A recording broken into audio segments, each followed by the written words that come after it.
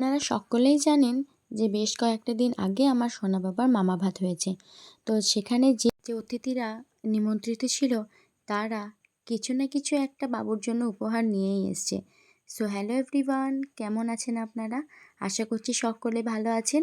আমার আরও একটি নতুন ব্লগে আপনাদের সকলকে স্বাগত জানাই।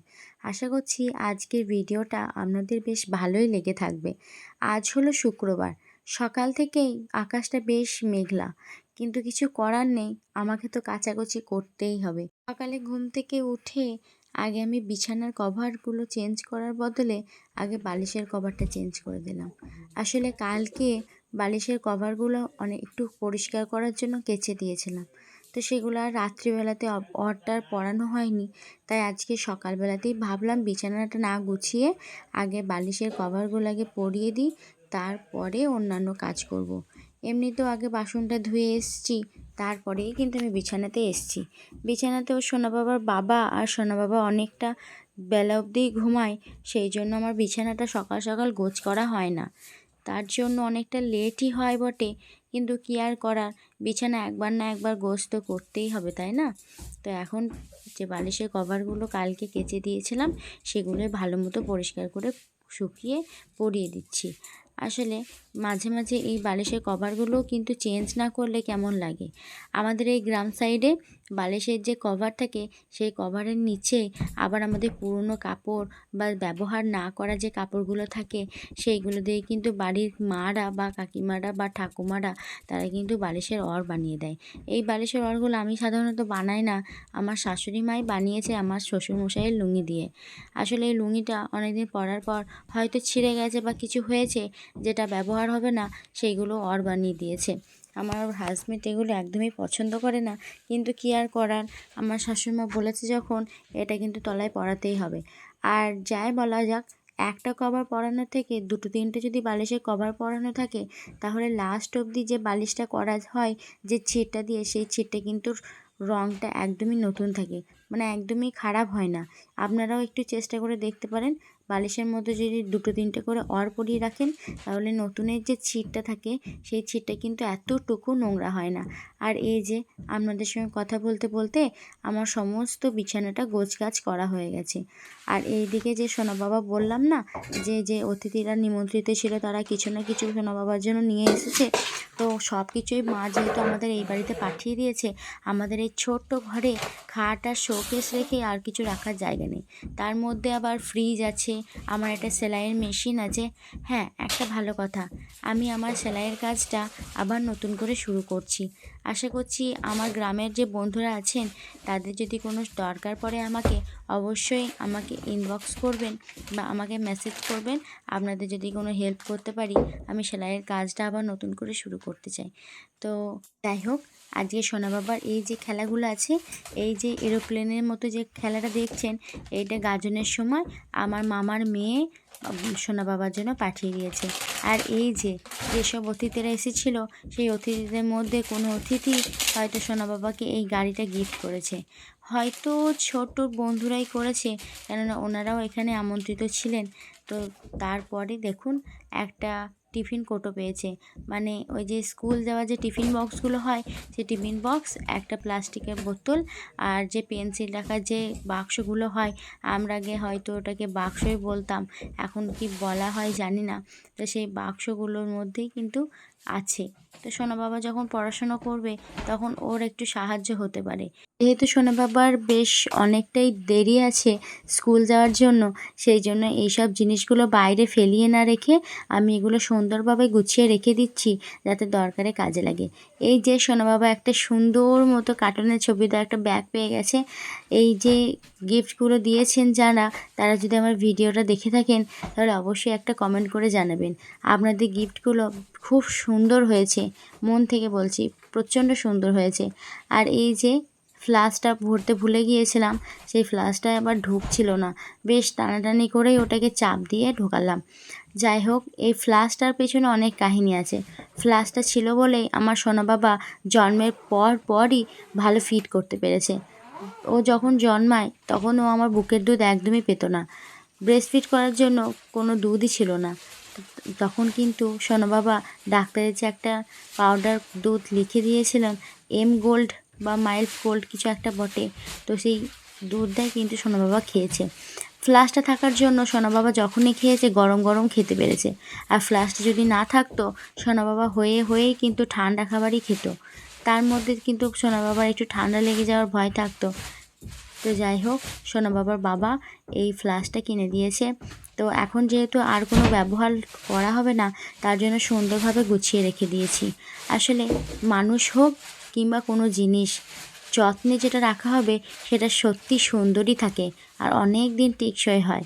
তার জন্য আমি যতটা সম্ভব ততটা ভালোভাবে প্যাকিং করার চেষ্টা করলাম। ওই যে জিনিসগুলো আছে, দুটো টেবিল পেয়েছে পড়াশোনা করার জন্য, ওই টেবিলগুলো আজ থেকে প্রায় 2-3 বছর পর ব্যবহৃত হবে। তো সেই জন্য ভালোভাবে এই ট্রলি ব্যাগটাতে সুন্দরভাবে গুছিয়ে আমি ভরে রেখে দিলাম, যখন প্রয়োজন হবে তখন বার করে নেব। তার আগেও নিশ্চয় ট্রলি ব্যাগটা আমার প্রয়োজন হবে, কিন্তু এখন যেহেতু প্রয়োজন নেই সেই জন্য ভাবলাম যে জিনিসগুলো এর মধ্যেই ভরে দিই, তাহলে বেশ জায়গাটা একটু ফাঁকা লাগবে। আসলে আমাদের ঘরটা খুব একটা বড় নয়, যদি 3-4টে চেয়ার বা 2-3টে চেয়ার বা অন্য কোনো জামা কাপড় বা অন্য কোনো জিনিস যদি মেঝেতে রেখে দেওয়া হয় তাহলে আর তেমন একটা জায়গা থাকে না, ঘরটা বেশ অগোছালো লাগে। তারপরে এই যে কাচাকুচো, এক গাদা কাচাকুচো আমি করেছি। এখানে আমার সোনা বাবার তো জামা প্যান্ট আছেই, আমার শ্বশুরমশাইয়েরও জামা প্যান্ট আছে, আবার আমার হাজব্যান্ডেরও জামা প্যান্ট আছে। সবার জামা প্যান্ট নিয়েই কিন্তু এক গামলা হয়ে গেছে, আর এই গামলাটাতেই বেশি সুবিধা হয়। আগে এই গামলাটা বার করা ছিল নাকি আমার ঠিক জানা নেই। এই গামলাটা আগে আমার যখন গরু ছিল, ছাগল ছিল, তাদেরকে খাবার দেওয়ার জন্য ব্যবহার করা হতো। যেহেতু গামলাটা অ্যালুমিনিয়ামের, কোনো ফাটা বা ফুটো করার চান্স নেই, সেই জন্য এখন এটা অন্যান্য কাজে ব্যবহার করা হয়। তো আমি বালতি নিলে পরে 2-3টে বালতি বয়ে নিয়ে আসতে খুব অসুবিধা হয়, তার জন্য এই গামলাটাই এখন ব্যবহার করছি। বেশি দিন হবে না ব্যবহার করছি, এই 2-3 দিন হবে হয়তো যে ব্যবহার করছি। আর এই যে আমার এই ছোট্ট ছোট্ট যে জামা কাপড়গুলো আছে, সমস্ত জামা কাপড়গুলো নিচেতেই দিয়েছি, হাওয়াতে যদি পড়ে যায়। আর এই যে নামার সময় দেখুন, কাকিমাদের, আমি যে বলেছিলাম না যে আমাদের বাড়ির পাশে কাকিমাদের ড্রাগন গাছটা অনেকটা লম্বা হয়ে গেছে, আশা করছি পরের বছর থেকে এও ফল দেবে। তো জামা কাপড় তো কাচাকুচি হয়ে গেছে, বিছানাটাও গোছ করা হয়ে গেছে। আর আজকে মুড়ি খাবারের জন্য করেছিলাম হচ্ছে মুসুরির ডাল সেদ্ধ। আমাদের বাড়িতে এই মুসুরির ডালটা সেদ্ধ সবাই খেতে চায়, কিন্তু আমার হাজব্যান্ড আবার ঠিক পছন্দ করে না। ও একটুখানি আলুর তরকারি হলে পরে ওটাই বেশি পছন্দ করে, সাদা আলুর তরকারি। তো যাই হোক, এগুলোও তো খেতে হবে। আর এই মুসুরিটা আমাদের চাষের মুসুরি। আসলে বাড়িতে যখন কিছু তৈরি করা হয়, চাল ডাল, অন্যান্য কোনো সবজি বা অন্যান্য কোনো শস্য যখন নিজেদের জমির হয়, তখন সেই স্বাদটা কিন্তু আলাদাই হয়। একদম নিখুঁত রাসায়নিক ছাড়া সমস্ত কিছু ব্যবহার করা হয়। আর এই যে একটা মিষ্টি নিয়েছি, আর একটুখানি পেঁয়াজ কুচি নিয়েছি। আসলে মুসুরির ডাল সেদ্ধ যখন খাওয়া হয় মুড়ির সঙ্গে, তখন যদি একটুখানি কাঁচা লঙ্কা, একটু কাঁচা সর্ষের তেল আর এই কুচো কুচো পেঁয়াজ যদি না হয়, তাহলে মাখিয়ে খেতে কিন্তু দুর্দান্ত লাগে। আমার তো বেশ ভালোই লাগে, জানি না আপনাদের কেমন লাগবে। যদি এভাবে কারো খেতে ভালো লাগে অবশ্যই কমেন্টে জানাবেন। আমার তো বেশ ভালোই লাগছে।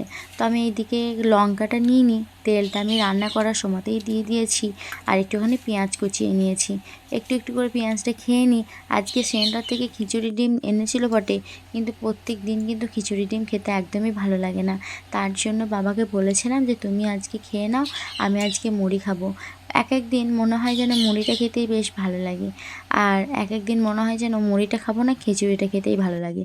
আসলে মানুষের তো টেস্ট অনেক সময় বদলায়, তাই না? আর সোনা বাবা যেহেতু ঘুমাচ্ছিল, ঘুম থেকে উঠেই কিন্তু ও বুঝতে পারেনি যে আমি সামনে দাঁড়িয়ে আছি। আমি কেবলমাত্র স্নান করে ঘর ঢুকলাম, আর তখনই দেখছি সোনা বাবা উঠে পড়েছে। প্রথমে আমি সোনা বাবাকে একদমই সাড়া দিইনি, আমি দেখছিলাম যে সোনা বাবা কী করে। আমি কিন্তু সোনা বাবার সামনেই দাঁড়িয়েছিলাম, কিন্তু সোনা বাবা কিন্তু একদমই বুঝতে পারেনি। তারপরে যখন আমি বাবু বলে ডাকবো, আর এই যে ও চমকে গেছে। বাবু, হে, তুমি দেখে ফেলেছ? বাবু, ওই বাবু, বাবু ঘুমাই গেল। বাবারি বাবারি বাবারি বাবারি বাবারি, ওটো ওটো।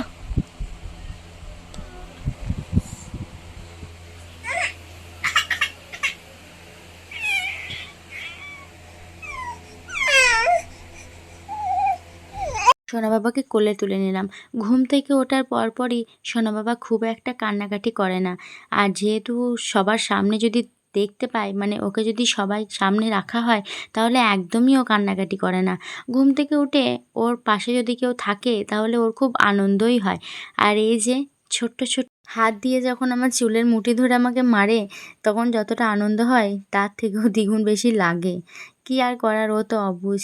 তারপরে ওকে খাইয়ে সবজিপাতি কেটে আমি এসেছি রান্না করতে। আর আজকে খুব একটা পদ রান্না করা হবে না বলেও বেশ অনেক কটাই রান্না হয়েছে। তো এইদিকে বাবা কটা কাঠ কেটে দিচ্ছিল। আমার গ্যাস বারবার কিন্তু এই উনুনটা নিভিয়ে যাচ্ছিল। তো বাবা বলল, দাঁড়া আমি কটা কাঠ কেটে দিই, সেই কাঠগুলো ভরে দে, তাহলে দেখবি ভালো জ্বলবে।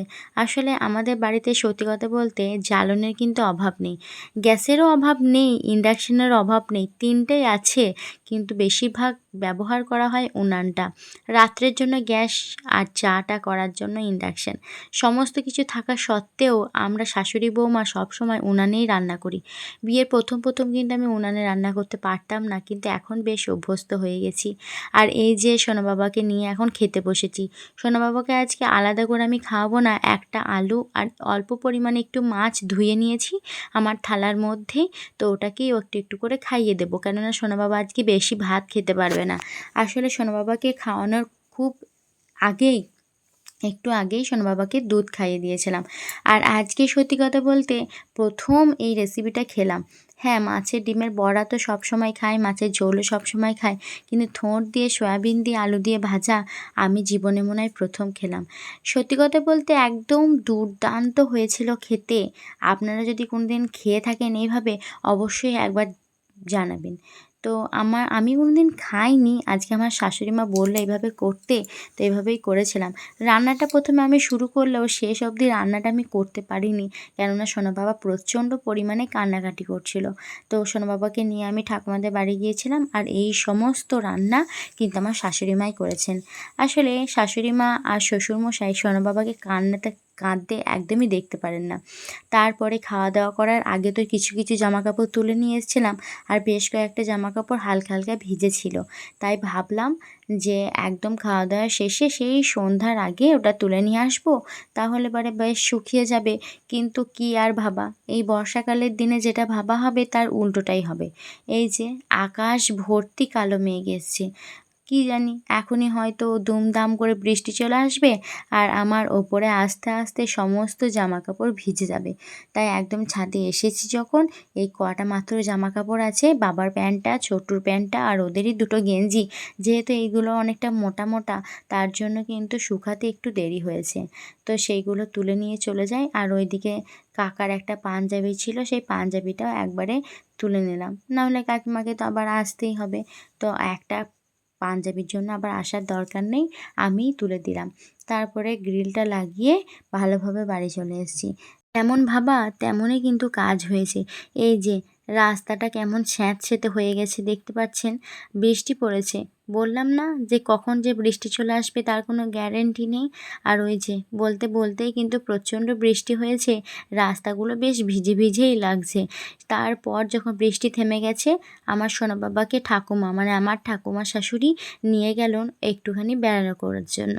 কিন্তু বেড়াতে বেড়াতে আবারও কিন্তু বৃষ্টি নেমে পড়েছে, আর তার জন্য ঠাকুমাদের বাড়িতেই সোনা বাবাকে রেখে গিয়েছিল, আমি গিয়ে সোনা বাবাকে নিয়ে আসলাম। আর এইদিকে এই যে বৃষ্টি থামতেই চায় না, বৃষ্টিটা বেশ জোরে এসেছিলো।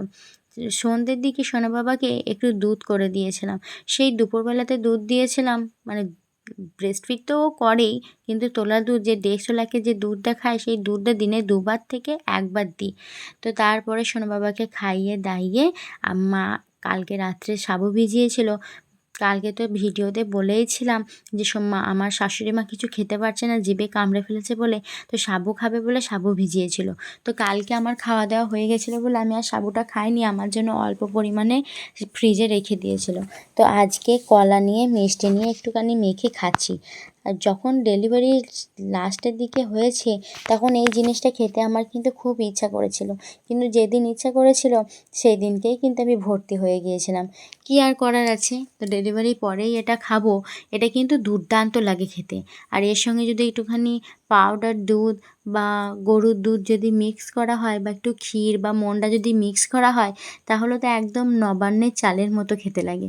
সে যাই হোক, এখন একটু একটু করে আমি সাবুদানাটা খেয়ে নিই, কেননা সাবু খাওয়ার সময় বেশি কথা বলতে একদমই ভালো লাগে না। এটার টেস্টটা বোঝাই যায় না কথা বলতে বলতে খেলে। আর এই যে একবার কারা কারা সাবু খান অবশ্যই কমেন্টে জানাবেন। তো আমার তো বেশ ভালোই লাগে খেতে, আর এইভাবে খেতে তো আরোই ভালো লাগে। আর হ্যাঁ, কলাটা কিন্তু আমাদের কেনা কলা নয়, আমাদের গাছের কলা। আমার বাবার বাড়িতে আমার দাদা দিয়ে গেছে, কলা বাগানে বেশ কয়েকটা কলা হয়েছিল, কলার কাঁদি, তো সেইগুলো দিয়ে গেছে। আর আজকে যেহেতু শুক্রবার ছিল, হাটবার, তো ছোট বেশ খানিকটা সবজি বাজার হাট করে নিয়ে এসছে। আজ যদি হাট না করা হতো তাহলে কিন্তু কালকে খাওয়ার জন্য সবজি থাকতো না। ডিম আছে, মাছ আছে, মাংসটা নেই, কিন্তু সবজিগুলো ছিল না। তো সবজিগুলো আমি সব একে একে ভরে নিলাম। তারপরে সোনা বাবাকে নিয়ে আমার শ্বশুরমশাই খুব খেলা করছিল। চলুন ওরা খেলাধুলা করুক, তারপরে আবার অন্যান্য কাজ করা যাবে, রাত্রে তো রান্না আছে। তো আজকের ভিডিওটা এই অবধি শেষ করছি। দেখা হচ্ছে পরে কোনো ভিডিওতে। ততক্ষণ আপনারা সুস্থ থাকবেন, ভালো থাকবেন, আমার পরে ভিডিওর জন্য অপেক্ষা করবেন। আর ভিডিওটা আমার কেমন লাগলো